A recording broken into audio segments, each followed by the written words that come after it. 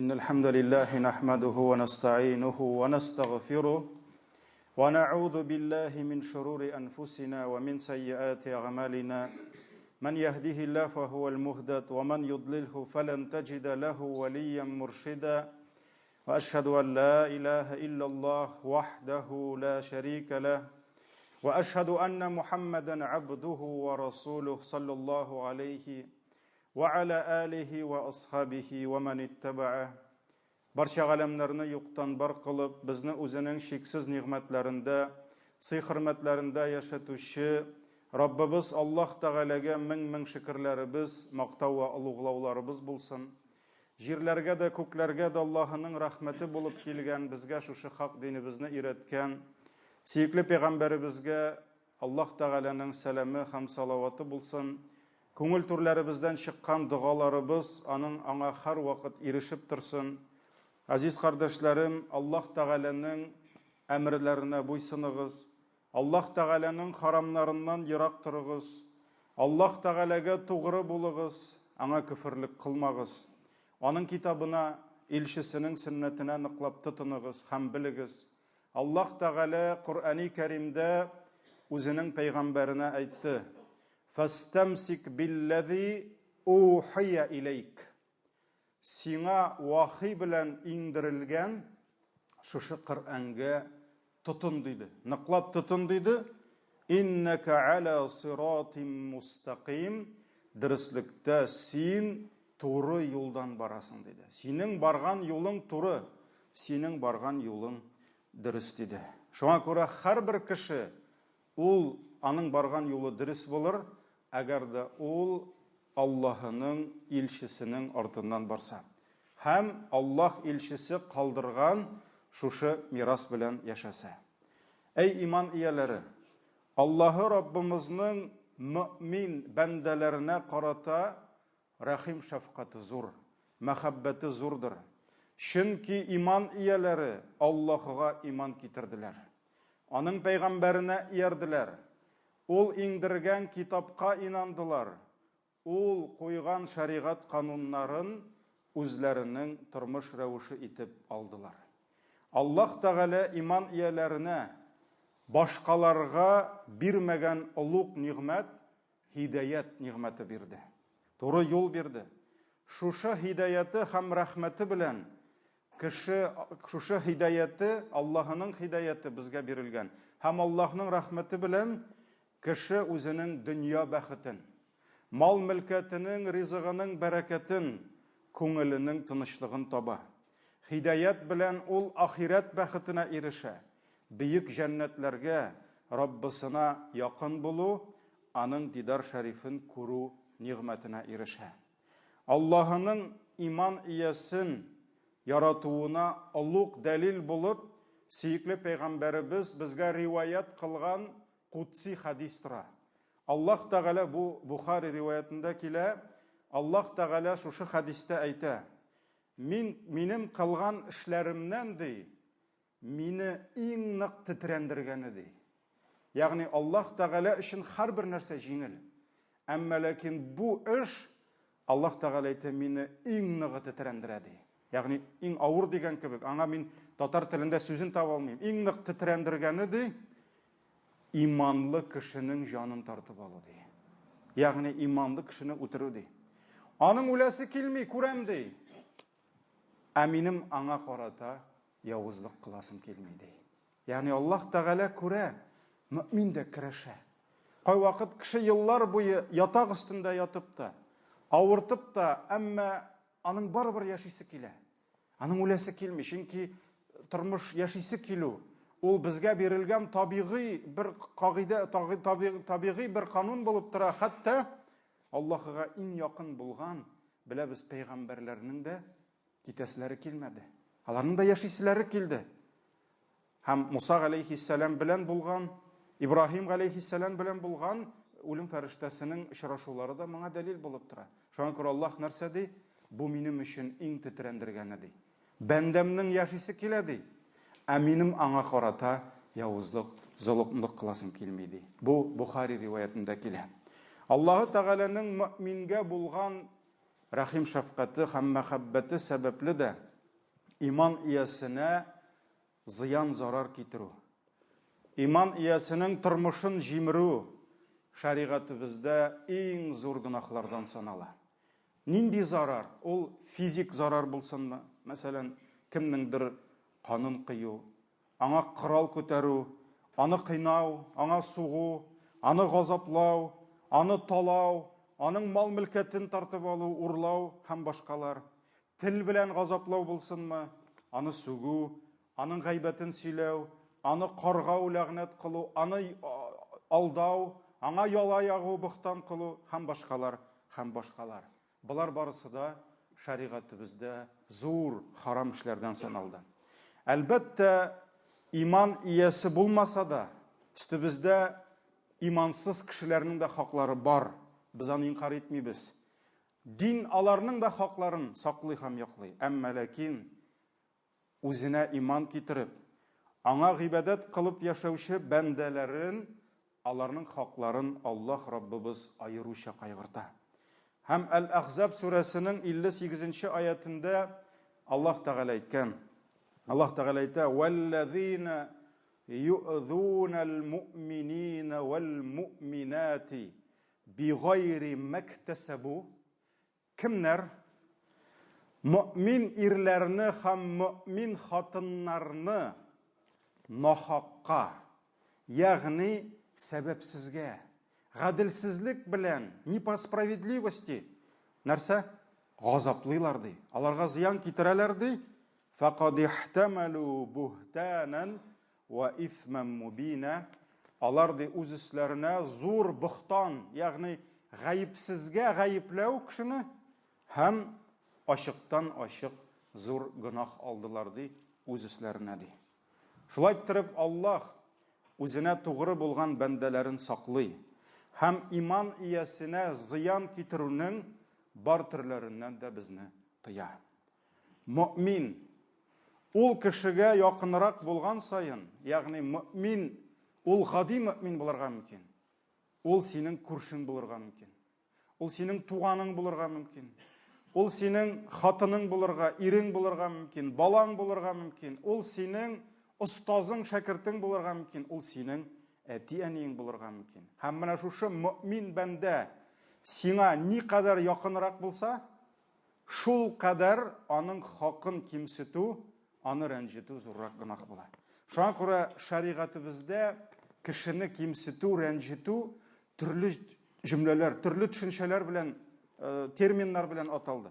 Мәсәлән, сиңа иң якын булган кешеләр, ата-ананы хәсрәтләндерү, аларга каршы чыгуны Аллаһ Тәгалә уқуқул валидейн. Ягъни Пәйгамбәр саллаллаһу алейһи ва саллям уқуқул валидейн диде. Ягъни непослушание родителей, хукук, ата-анага каршы чыгу дип әйтте. Туганнарны азалау, кати'атур рахм. Ягъни туганлык җепләрен үзү диде. Аллаһ Тәгалә сиңа биргән җеп, әмма син тотасың да шул Аллаһ биргән җепләрне үзәсең.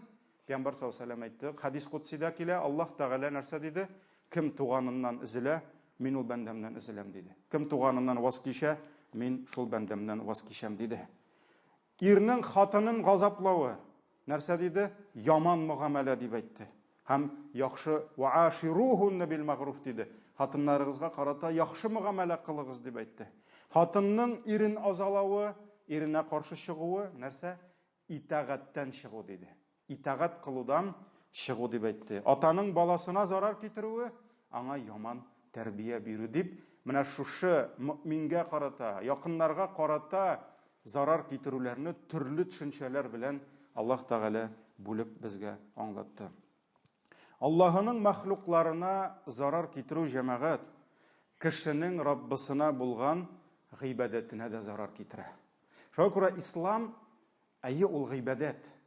Ләкин әгәр кеше Аллаһ белән ике арасын төзеп, кешеннән килгәнчә гыйбадәтен, намазын, уразасын, хаҗын кешеннән килгәнчә яхшы иттереп кылырга тырышса да, ул белергә тиеш.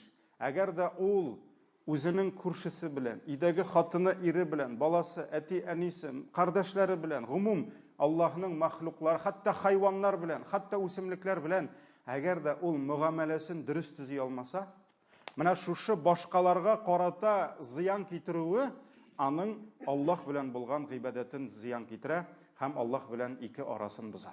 Боза, җәмәгать. Шуңа күрә кешеләргә карата мөгамәләсен төземичә ул хакыйкый мөселман була алмый. Кызганыч, бүген бик күп кардәшләребез һәм мин үземне дә алардан ерак дип әйтмим, кайдадыр мин дә шул хатага керәмдер һәм керәм дә, Аллаһ кичерсен мине, барыбызны да. Еш кына без Аллаһы өчен кылган гыйбадәтләребезнең әҗрен, савабын, дәрәҗәсен юкка чыгарабыз, Аллаһның мәхлукларына зыян салып. Аллаһның мәхлукларының хакларын тиешенчә үтәп бетерә алмыйча. Абу Хурайра радиллаһу анху тапшыра, бер кеше сөекле пәйгамбәребезгә килеп: "Я Расулаллаһ, менә ди фәлән хатын бар ди. Ул үзенең төнге намазларының күплеге белән, көндезләрен тоткан уразалары белән, кешеләргә биргән садакалары белән билгеле ди." Ягъни билгеле дигән сүз, бөтен кеше белә, бу хатын төннәр буе намаз укый. Машалла. Машалла. Бу хатын көндезләрен уразада, чөнки нәфил уразаларын калдырмый. Машалла. Бу хатын садакалар бирә. Әмма ләкин ул үзенең теле белән күршесен газаплый ди. Күршесен интектерә ди. Машалла, төнне буе намазын укыган, үзе уразада, ә үзе күршесенә я кычкыра теләсә нәрсә, я әйтә теләсә нәрсә, я күршесенең гайбәтен сөйләп йөри, я бохтан кыла, я тагын нәрсәдер эшли. Ягъни аның күршесе нишли? Страдает от его языка. Пәйгамбәребез саллаллаһу алейхи ва саллям әйтте: "Ул хатында хәерлелек юк" диде. "Нет в ней блага, ва хия финнар" диде. Һәм ул җәһәннәмдә булачак диде. Туктале. Я Расулаллаһ, төнне буе намазлар укый бит ул. Көндезләрен уразалар тота, садака бирә. Пәйгамбәребез алейхиссалату вассалам тышкы кыяфәтне түгел, Аллаһыдан килгән гыйлем белән аның хакыйкатен күрде һәм әйтте: "Ул хатында хәерлелек юк" диде. Һәм ул хатын җәһәннәмдә булачак диде. Ни өчен? Аллаһ белән гыйбадәтен төзергә тырышты, ә үзенең терәлеп торган күршесе белән мөгамәләсен төзи алмады. Һәм менә шушында төзи алмаган аның хатасы гыйбадәтләрен нишләтте? Юкка чыгарды. Шуңа күрә Аллаһ сакласын, бик күп мөселманнар үзләренең төннәр буе кылган намазларын, көндезләрен интегеп тоткан уразаларын, биргән закат садакаларын кыямәт көнендә кемнәрне алар дөньялыкта рәнҗеткән булсалар таратып бетерәчәкләр. Кемдер намазларын таратачак, пашка-пашка, кемдер уразаларын, кемдер хаҗларын биреп җибәрәчәк, чөнки берсе киләчәк: "Раббым, минекен урлады ул", икенчесе киләчәк: "Миңа сукты ул", өченчесе киләчәк: "Мине алдады ул", дүртенчесе киләчәк: "Минем гайбәтемне сөйләде". Шулай итеп, мизандагы изгелекләр каядыр шуып китәчәк. Аллаһ сакласын. Икенче бер хадистә, бу Бухари риваяты, Имам Ахмад риваятында иде. Имам Бухари риваятында килә, Пәйгамбәребез саллаллаһу алейхи ва саллям 3 мәртәбә кабатлап әйтте. Ә Пәйгамбәребез буш сүз сөйләмәде бер кашанда. Хәзрәт буш сүз сөйләргә мөмкин. Чөнки без гади кешеләр. Ә Пәйгамбәр ва ма янтиқу анил һава. Ул һавадан алып бер кашанда сөйләмәде. Ул 3 мәртәбә кабатлаган икән. Димәк, беренчесендә кемдер ишетте, икенчесе ишетмәде, икенчесендә ул да ишетсен, өченчесендә бөтенесе дә ишетсен, һәм бу бик кирәкле сүзләр икәнен әйтте. Алай гына түгел, өчесендә дә Аллаһ белән ант итте. Клянусь Аллаһым диде. Валлаһи диде. Валлаһи ла юъмину. Валлаһи ла юъмину. Валлаһи ла юъмину диде. Аллаһ белән ант итеп әйтәм, иман китерми. Аллаһ белән ант итеп әйтәм, иман китермәс. Аллаһ белән ант итеп әйтәм, иман китермәс диде. Сахабалар куркып калдылар. Я Расулаллаһ, ва ман? Кем ул? Кем турында әйтәсең син? Пәйгамбәр саллаллаһу алейһи ва саллям әйтте: "Аллази ла яъману джаруху баваиқаху" диде. Кем үзенең күршесен үзенең азалауларыннан имин кылмый ди. Ягъни күршесенә зыян китерүдән сакланмый ди, ул кеше иман китермәс, ул кеше иманлы булмас, ул кеше иманлы булмас диде. Имам Аль-Бухари бу хадисне бізге риуаят ете. Татарша аңламаушыларға бірінші сөз орысша. Сегодня, дорогие братья, мы с вами говорим об очень важной теме. Это правильное выстраивание отношений мусульманина по отношению к рабам Аллаха. Иногда мусульмане заблуждаются, как они строят свое поклонение, отношения с Аллахом и думают, что только этим они войдут в рай. Но наряду с этим они оставляют без внимания отношения к окружающим, и особенно к праведным рабам Аллаха, к Его созданиям. Аллах любит тех, кто уверовал в Него. Аллах любит тех, кто поклоняется Ему. Аллах любит тех, кто совершает благое. И эта любовь доказывает Его запрет причинять какой-либо вред Его праведным рабам. Если мы посмотрим сунну пророка, саллаллаху алейхи вассалям, то увидим, как посланник Аллаха старался защитить умму от этого греха, наносить вред жизни, имуществу, чести, безопасности, спокойствию людей в общем и особенно верующих, братьев и сестер. Всевышний установил и защищает права верующего. И Он сам будет наказывать тех, кто посмеет нарушить эти права. Я хочу привести, казалось бы, такие простые примеры из нашего жития, да? Но даже это указывает на то, какова ценность спокойствия, безопасности жизни человека, особенно верующего. Первый хадис в сборниках имама Бухари и Муслима. Посланник Аллаха, саллаллаху алейхи сказал: не смейте сидеть на дорогах. Посланник Аллаха, саллаллаху алейхи, запретил сидеть на дорогах.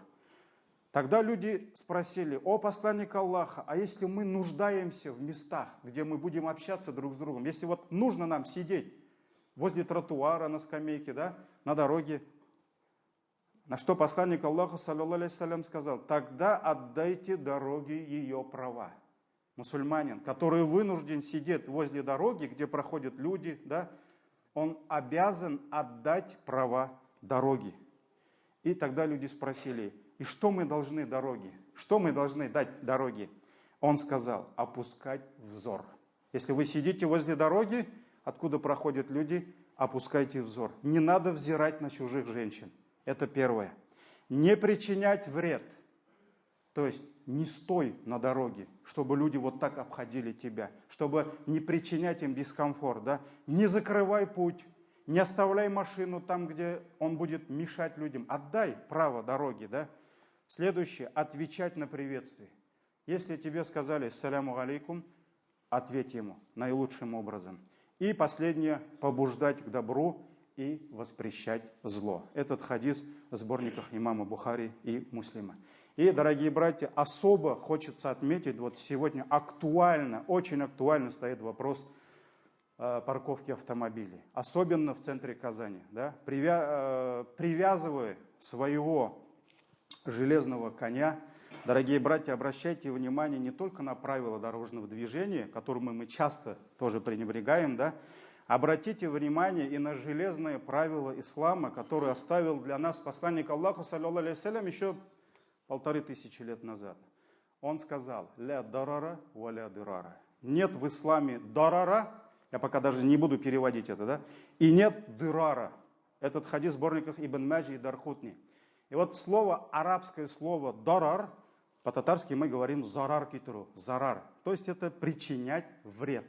Но почему посланник Аллаха, саллаллаху алейхи, выбрал две формы существительного, да, дарар и дирар? Ученые по-разному дали объяснение этим словам. Некоторые ученые сказали, слово дарар – это причинение вреда кому-либо без какой-либо цели. Вот есть человек, он не преследует каких-то там корыстных целей, но вот он причиняет тому вред и этому вред, да? А дырар, ученые сказали, это причинение вреда кому-то с определенной целью, чтобы там отомстить ему. И второй вид, он намного хуже и намного страшнее, сказали. Также ученые сказали, дарар – это когда тебе в этом польза, а соседу вред. То есть ты, например, что-то себе забираешь, но во вред кого? Своего соседа, своего брата и так далее, и так далее. А дырар, когда от этого вреда ни тебе, ни соседу пользы не будет. Поэтому ислам – это железные правила. Когда мы что-то делаем, мы не должны наносить вред кому-то. Поэтому, паркуя, оставляя где-то свой автомобиль, задайте вопрос, не принесет ли он кому-то из водителей, кому-то из прохожих, кому-то из пешеходов вред. Иногда человек просто может закрыть кого-то, да, и спокойно зайти куда-нибудь в магазин, куда-нибудь в мечеть заходим, да, а потом там целая группа братьев стоят и ждут, да, кто-то на работу опаздывает, у кого-то было совещание, да, а он бисмилля, он намаз читает, машаллах. Если ты помнишь, если ты еще помнишь, да, что ты оставил машину и кого-то закрыл, ты сначала отпусти их, потом еще будешь читать, зайди, если не спешишь, да. Но об этом надо думать, дорогие братья, об этом надо думать. Иногда кто-то может парковаться там посередине пешеходного перехода, да, и столько пешеходов, они вот так должны обойти его. Или же прямо на тротуаре можно парковаться, да, и который является правом территории для пешехода. И ладно, если это молодой, он там поругался, да, и ушел, а если это бабушка с палкой, и твой большой длинный Мерседес, его надо нормально так обходить, да? И ты приносишь ему вред. Особенно, когда мы должны понимать психологию многих пешеходов, они так обижены на тех, кто ездит на хороших машинах, да? Поэтому не надо их обижать. Нормально, не надо нарушать их территорию. Иногда скорая машина не может там проехать, потому что кто-то оставил посередине дороги. То есть это очень актуально, дорогие братья. Потом скорая не проедет, а вот тот больной, который умер, родные тебя будут проклинать за это. И это примется.